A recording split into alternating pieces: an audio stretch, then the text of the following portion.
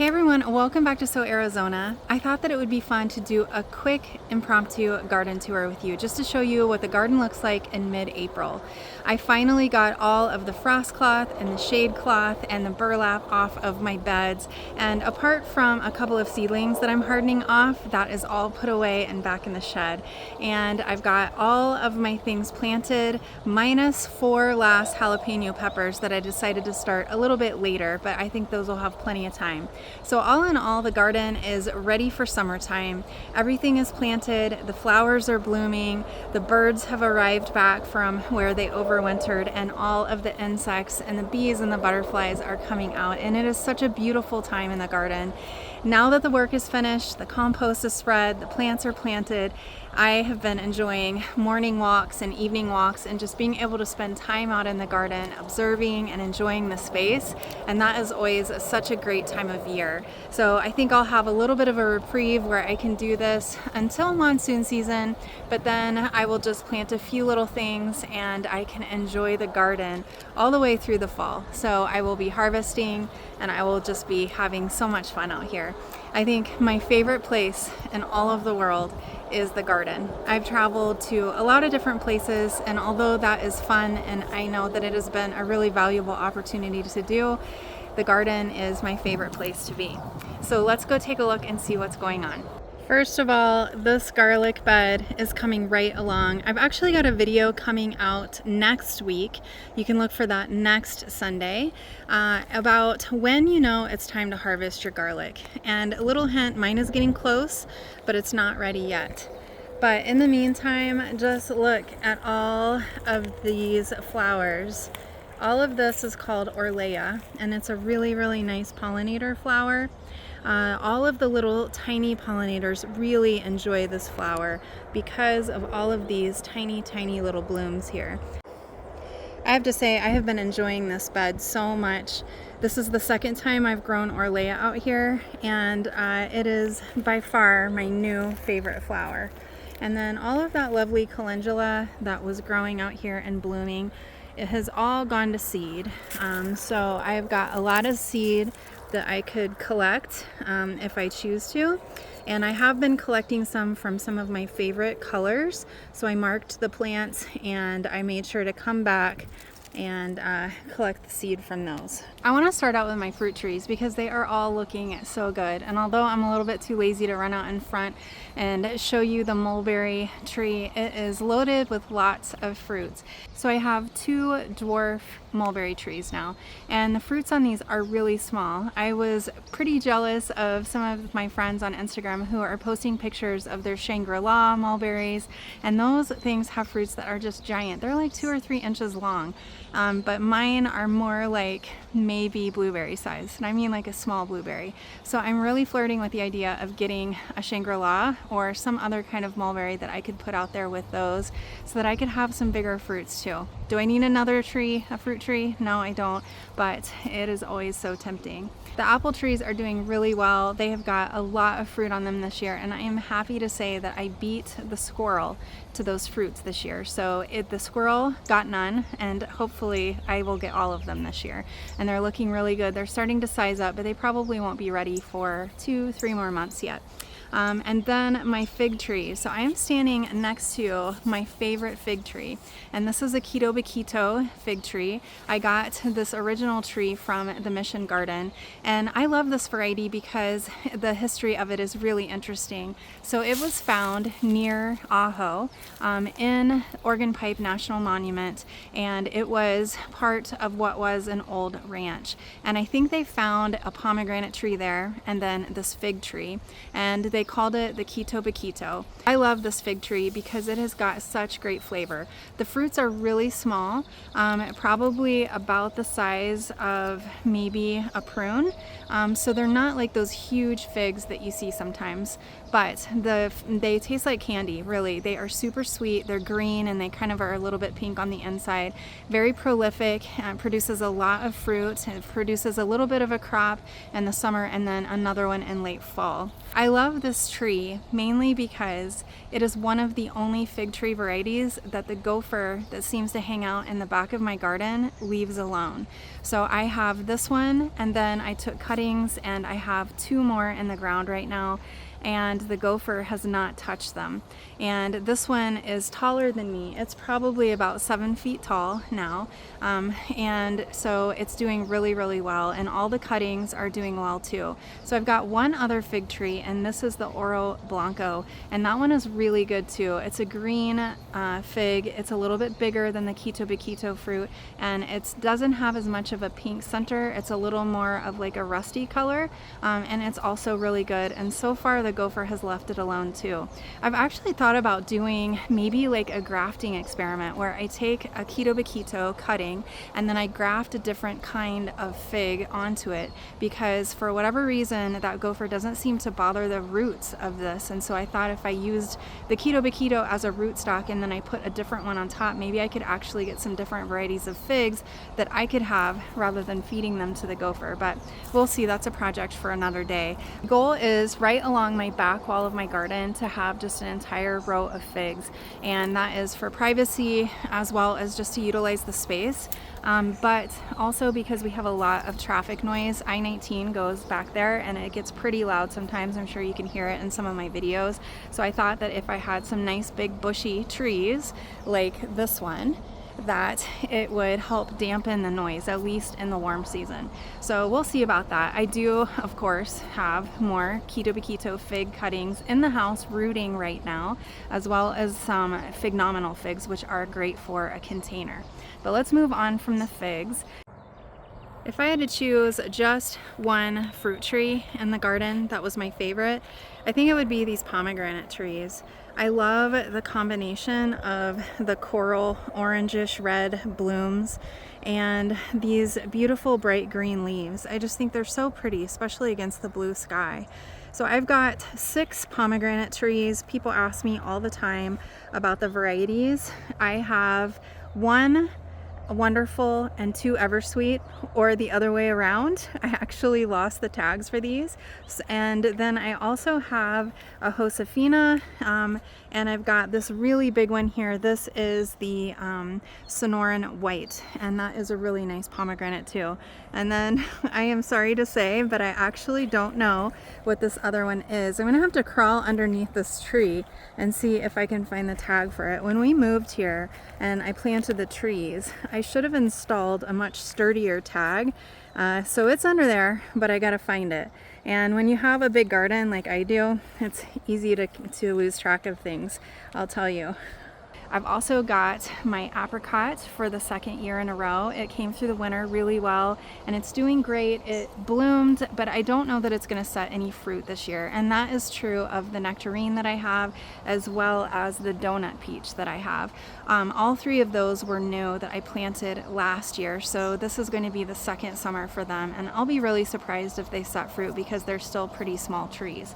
But my desert gold peach that I've had growing for 3 years is completely loaded with peaches, and I put the little bag on top of it, the insect netting bag, and it keeps the birds off really well. I don't like using the netting that has the 1-inch squares because I had a lot of trouble with lizards and birds getting caught and dying in those nets. So I decided I wanted a solid net without any big openings. So this one will block insects, it will block birds, it will block rodents or anything else. I will put the link down below. It is just an off-brand cheapie that I got online, but it works really well. It's got a drawstring and a zipper for easy harvesting. Really like that. My pear tree is doing great. I don't see any fruits on it yet, but we'll see. It was loaded with blooms earlier in the spring, and so was my little plum tree. So my pear tree is a Kiefer pear, and my plum tree is a Santa Rosa plum. And both of those do really well in warm climates, in case you're wondering. And underneath them, I have let go some volunteer fleabane. And if you have fleabane in your yard or on your property, let it go, because the native bees and the hoverflies and the small butterflies absolutely love fleabane, and you don't have to do anything to it. It seeds itself, you don't have to water it, it doesn't mind the heat, and it's considered a little bit of a weed, but I think that it's a wildflower because it feeds the pollinators in my yard. I think it's really pretty, and it just takes care of itself, and I really like how it looks underneath the trees, so I let it go. It's growing along with the artichokes that are over there in that corner as well, and I also have a purple possum passion vine. Try to say that 3 times fast. And that came through the winter really well. I'm kind of flirting with the idea of getting a second one to go on the other side, because my idea is to let them grow and then kind of meet in the middle and cover that brick wall that's behind my pear and my plum. But we'll see about that, because it would require that I have to put up some kind of a support, like maybe a cattle panel or some sort of a trellising system. And honestly, I just don't know if I want to do that work this year. I had also flirted with putting another long bed in this year, and another wildflower garden on the other side, but honestly I think I may just let it be as it is. I think sometimes we just get so excited as gardeners and we really want to do the next project, and we see all of these different varieties of plants and trees and shrubs that we want to grow, but sometimes it's just really nice to stay where we're at with things, continue to learn and continue to master that space, and also just give ourselves some time and some space to enjoy it rather than always having to work. So that is maybe my resolution for the garden this year, is to stay where I'm at and to not do any more huge projects, because I want to be able to enjoy the space. And like I said in the beginning, I've really been enjoying spending time in my space, walking around, observing things, taking photos, looking at the bees, and just enjoying relaxing. And that's been awfully nice. My 4x4 beds are completely planted now. I do have one, actually, now that I think about it, that I've got under plastic. I am going to solarize that space because it was so overrun with Bermuda grass that I decided I would solarize that. That is going to be for something else later on. I thought maybe I might plant some sweet potatoes, but honestly, I did not really eat my sweet potatoes very well last year. I still have a lot of them, and it's, although I really do like them, it's just not a food that I eat a ton of, and I would rather, I think, try to save that space for something else. I'm thinking I may start some seeds in the house for some ground cherries, and I really like those. I've grown the Hanover variety in the past. I do have a new variety this year. I'm trying to think of what it's called. It's the Cusac's pineapple, I think. I will put the name on the screen just to make sure I give you the correct one. I got it from Southern Exposure, so I'm thinking about maybe just starting those seeds. If you're looking for a really yummy, prolific, heat-tolerant fruit that you can grow in a smaller space, ground cherries are great. They do sprawl kind of like a tomatillo, but I think if I do it in my 4-foot by 4-foot bed, they'll do really well. Otherwise, in these 4x4 beds, I have a ton of tomatoes, and they are starting to set fruit, which is really nice. And I've got one bed that has tomatillos in it. I've got 2 beds that have onions that are finishing up. A few of my onions have been bolting. I did try to cover them, and that seemed to slow it down, but the red onions, for some reason, I just have a really hard time with them bolting here. So I've had great luck with some of the yellow and the white varieties, but I've tried 3 different kinds of red onion, and every single time they bolt. So I am not sure I'm going to grow red onions next year. I've also got 1 bed of leeks, and that's doing great. I also have that combined with cilantro that I was harvesting from, and then it flowered. Now it is starting to set seed, and I love doing that because the herb is great in the cool weather, and then it will host all kinds of different pollinators. The flowers draw those in, and they are great for the really small pollinators. Then, of course, it is a host plant for ladybug larvae, which is really good because you want those guys in your garden. They do great at eliminating a lot of pests naturally. And then after that, they produce seed, which you can save for next year to plant more cilantro in the late winter, or you can use that as coriander in your kitchen. So it's just like such a great, useful plant in all stages of its development. So I like to plant that around my borders, knowing that I'm just going to let it grow and get bushy, and it's going to just feed the pollinators, and then later me, as well as host pollinator offspring. So that's about it in the 4x4 beds. It's all about tomatoes and onions and leeks and tomatillos. Oh, and I do have some peppers too. And the peppers are doing really well. They're still pretty small, but they're doing great. And I'm hoping that they will really start to kick into overdrive once it gets warm out. And on the other side of the garden, I have got a lot of other things. Let's see. My Setzer hot dog tomatoes are coming right along. Those are the ones that I'm growing for Seed Savers Exchange. I just put some new jalapenos in the ground. They are an heirloom jalapeno, just a green type, and another green one that is called La Bamba 2, which sounded kind of fun to me. It's supposed to be very prolific. They are hardening off. I've got them covered in cages and then in burlap. The burlap is to block the sun while they harden off, and the cages are to block the rodents. I've actually lost quite a few plants this spring from rodents, either rats or squirrels. And one of my beds, the gopher popped up and ate part of the cabbage, and I know it was the gopher because it was right next to the hole where he emerged from, and the whole side of the cabbage was eaten off, and that was pretty annoying. So I'm trying to be a little bit more vigilant with putting cages around some of my new tender plants. And it works out really well because I can just put the shade cloth or the burlap right over it while they're hardening off in place. I have a silage tarp down in a section of my bed where we burned some of the Bermuda grass. I have a video about that. I got quite a few comments and quite a few messages actually about that. And yes, I know that it doesn't kill the Bermuda grass. The point of burning it is to get it to a manageable level because it is so tall and so bushy that it's really hard to get the tarp on it and to get the tarp down tight enough against the ground so that it's not getting any light and continuing to grow from the photosynthesis that it can do when it peeks out of the tarp. I want to damage it, I want to slow down the Bermuda grass, and then I want to cover it up and block any kind of photosynthesis and also let that heat build up. So that's what that silage tarp is down for in that one section of one of my long beds over here. So I've got the Seed Savers Exchange tomatoes on one side, the silage tarp, and on the other side I have my potatoes. And my parsnips are about done that are growing along the side next to the potatoes. And so I'm thinking that the potatoes and the parsnips are probably going to get done around the same time, and I can clear that whole bed out and then do something fun in there. And I'm thinking maybe melons. I really love watermelon and cantaloupe from the garden, so I may do that in a few weeks. And then in the middle bed, the middle long bed, I did end up just sprinkling a bunch of flowers in there. And it has been so beautiful. I will put up some pictures here. I've got snapdragons, many different kinds of bachelor's buttons, different colors, and they have been really beautiful. I have had some desert chia. I'm looking over there so that I can refresh my memory. I've got some poppies, a new kind of poppy. They were a packet of a free seed packet that I got from Baker Creek, and it is supposed to be an antique poppy, and it kind of looks like a peony bloom, and I've never grown those before, so I've got like maybe 6 or 7 plants that I got to germinate from that free seed packet.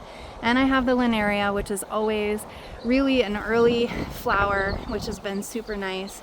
I've pulled most of the lettuce in that bed, so it's mostly just flowers now. And then I just flanked the bed on the very front edge with a few peppers and some cucumbers that I'm hoping will grow. I also put in that bed on either end 2 little metal teepees. I found that last year that the metal posts for these teepees were really smooth, and the bean plants that I intended to climb up them really had a hard time growing up them because they were really slippery. So this year I wound some jute twine around each of those posts. They're kind of like a conduit pipe is what those posts look like. And then I also ran some extra lines with the jute twine down and pinned those to the ground just to give a little extra climbing space for my beans, and those are going to be scarlet runner beans. So I've got an entire bed of flowers. I've got 2 bean teepees on the end, which will be really pretty. And then in the very front row, I've got some peppers and cucumbers in that bed.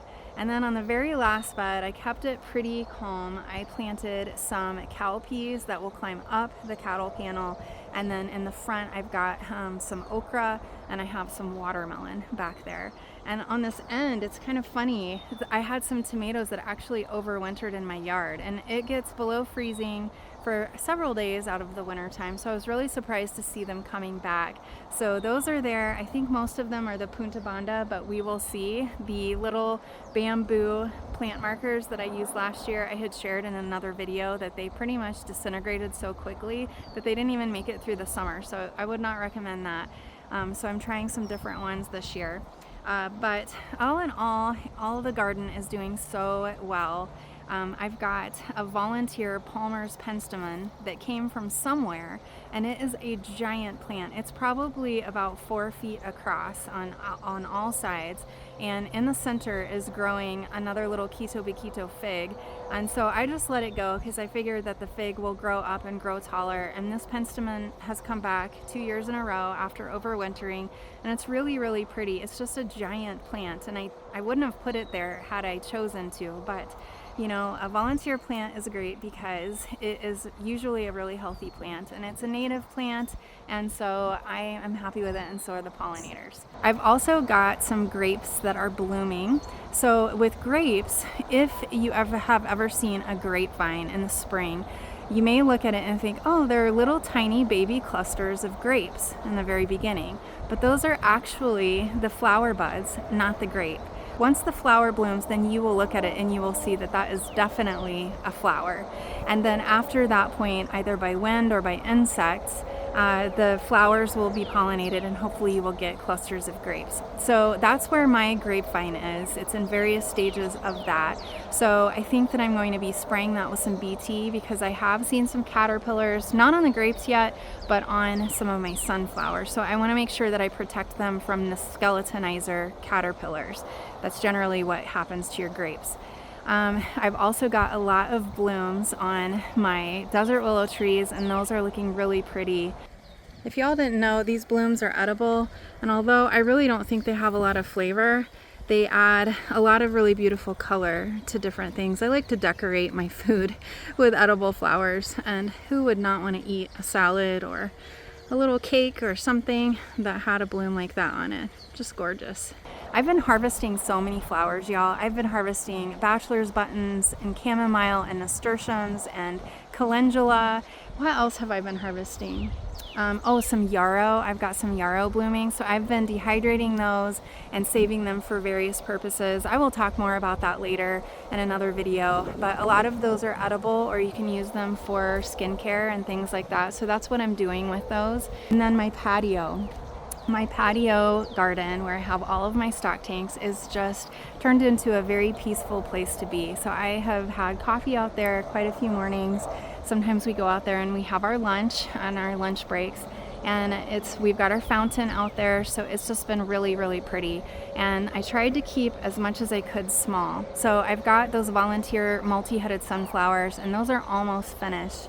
I posted a short video just this week about how I'm using a paint sprayer filter bag, or strainer bag I think it's called, just to put over the top so that I can save some of those seeds rather than feed them all to the birds. Once those are finished and I can harvest the seed heads, I'll just chop those stalks down right at the soil surface, and then the eggplants that are in that stock tank that are growing underneath those sunflowers, those can then do their thing. And those are looking really good. I actually saw that there are some blooms on those eggplants already. I had to end up putting a few tomato baskets on the tomatoes, a couple of the tomato varieties that are growing in the other circular stock tank. And I had said in a previous video that I was going to try to keep only dwarf or smaller sized plants this year. I was going to try really hard. And I'd gotten this prairie fire tomato that I thought was going to be more of a dwarf sized tomato, but it turns out that it is not, and I was wrong. It was my mistake. So the prairie fire is a determinate tomato. It's supposed to be really, really sweet and prolific. So I had to go run around and see what tomato baskets I could steal from my other plant beds, because I am running low on those. I did a pretty good job with staking the tomatoes as I went this year, but I ended up using all of my tomato baskets. So I had to go through and figure out which ones could share tomato baskets, or which ones maybe didn't need them, that I could just use like a garden stake for. So I ended up finding 4 tomato baskets that I could steal from various parts of the yard, and I staked or put the prairie fire tomatoes in there. So I had to be really careful. TJ came out and he held the tomato plant while I tried to shimmy the basket over top. So I've got that stock tank pretty much tidied up now. So I think the crisis is averted and my patio is still nice and tidy right now. So all in all, I am just feeling so excited about this year. I'm feeling really happy with having everything planted and in the ground and organized, and the soil amended and everything done, so that now I have been able over the last few weeks to just breathe and relax. So that is what is going on in my garden. If you're gardening this year, whether for the first time or maybe you're an old pro, don't forget to spend some time relaxing and enjoying your garden. We just spend so much time working in our gardens, and sometimes I don't always take the time. I'm not intentional about just chilling out and resting in it. But over the last couple weeks, I've been doing much better with that, and it feels really, really good. So I encourage you to do that. I am headed out on Sunday to fly back to Ohio. I am finally getting around to cleaning out the rest of my mom's house. As I shared last summer, she passed away after a pretty extended illness, and I've been working periodically with going back there and cleaning a little bit out at a time. And this time is probably going to be it for emptying out the rest of the house, and it has been quite a job. If any of you have had relatives, parents, or grandparents that have passed away and you've had to manage some of their affairs and settle their homes and their belongings, it can be a lot of work. It's actually work that I am really happy and honored to do, though. She took such good care of me when I was little and sacrificed so much for me that I feel like it is my joy to be able to take care of her things and to try to do the best that I can and make the best decisions that are as respectful to her and her memory as I can. So I am headed off on Sunday to do that. It's probably going to be a lot of work. I'm not sure how present I'm going to be on Instagram or on YouTube. I do have a couple of videos that I've tried to work ahead with, so I'm going to try to edit this one tonight or tomorrow if I can and get it up. Sunday seems to be a really good day to share videos, so I've got one coming out a week from the Sunday about garlic harvesting, and it's primarily about when you harvest garlic. I get asked so often, when should I harvest my garlic? How do I know when it's ready? And so there are a few really, really easy ways that you know when your garlic is ready, so you don't harvest it too early or too late and get disappointed. So look for that a week from Sunday. And otherwise, I hope you all have a really good week. Thank you so much for hanging out in the garden with me. I'm Kara from Arizona. Until next time, happy gardening.